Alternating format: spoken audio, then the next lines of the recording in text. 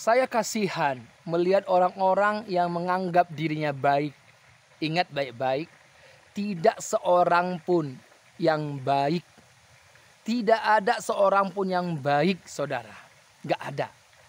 Semua orang telah berdosa dan hilang kemuliaan Allah. Upah dosa ialah maut. Kalau saudara berpikir bahwa saudara adalah orang baik, saudara sesat cara berpikirnya. Keliru. Tidak ada seorang pun yang baik. Kalau ada orang yang baik, dia pasti tidak berbuat kesalahan sekali saja. Tidak. Tetapi coba engkau berpikir. Engkau yang berkata, aku baik, aku baik, aku baik, aku baik. Coba engkau renungkan. Berapa jumlahnya engkau berbuat kesalahan dalam hidupmu? Berapa dosa yang engkau sudah lakukan dalam hidupmu? Jangan kau menipu Allah. Firman Tuhan berkata, tidak ada seorang pun yang baik. Yang baik itu hanyalah Allah saja. Sudah berapa banyak kesalahan yang kau lakukan? Engkau yang berkata, hai orang-orang baik. Aku orang baik, aku orang baik. Renungkan, sudah berapa kesalahan yang kau lakukan? Baik di depan banyak orang. Baik secara pribadi dalam pikiranmu, perasaanmu. Sudah berapa banyak engkau melakukan dosa? Apakah engkau pantas disebut orang baik? Tidak. Ingat, upah dosa adalah maut, kematian.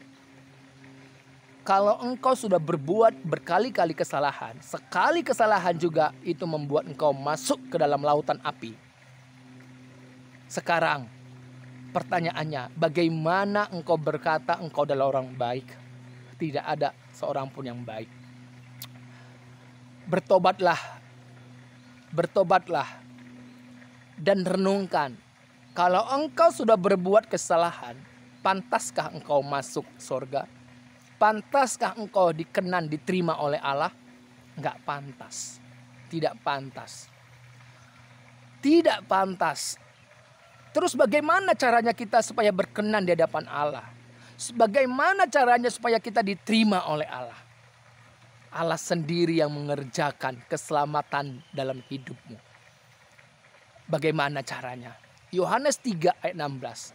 Karena begitu besar kasih Allah akan dunia ini, sehingga ia telah mengaruniakan anaknya yang tunggal, supaya setiap orang yang percaya kepadanya, nyanya itu adalah anak tunggal itu, tidak binasa, melainkan beroleh hidup yang kekal. Jadi yang di sini supaya engkau beroleh hidup yang kekal, maka Allah mengatakan di dalam Yohanes 3 ayat 16, percaya kepada anak tunggal Allah itu. Siapakah dia? Yesus Kristus. Dalam Yohanes pasal 1 ayat 1, 2, 3 dan 14. Firman itu telah menjadi manusia. Dan di ayat yang ke-17 18, kasih karunia dalam Yesus Kristus ini adalah dasar engkau diterima, engkau dikenan oleh Allah. Dalam Efesus pasal 2 dikatakan di ayat yang ke-8, sebab karena kasih karunia kamu diselamatkan oleh iman. Itu bukan hasil usahamu, tetapi pemberian Allah. Iman. Iman membuat engkau berkenan di hadapan Allah. Iman kepada siapa? Yesus Kristus, anak tunggal Allah itu. Tetapi kalau engkau tidak punya iman di dalam Yesus Kristus, maka engkau tidak berkenan di hadapan Allah. Dalam Ibrani pasal 11 ayat yang ke-6. Tanpa iman, tidak seorang pun yang berkenan di hadapan Allah. Saudara pilih saat ini. Engkau yang berkata, aku baik, aku baik, aku baik. Hei, bertobatlah. Kembali kepada kebenaran. Yesus berkata, aku jalan, kebenaran, dan hidup. Tidak ada seorang pun yang datang kepada Bapa Allah kalau tidak melalui aku. Haleluya. Yohanes 14 ayat 6. Puji Tuhan saudara. Saya sangat bersyukur.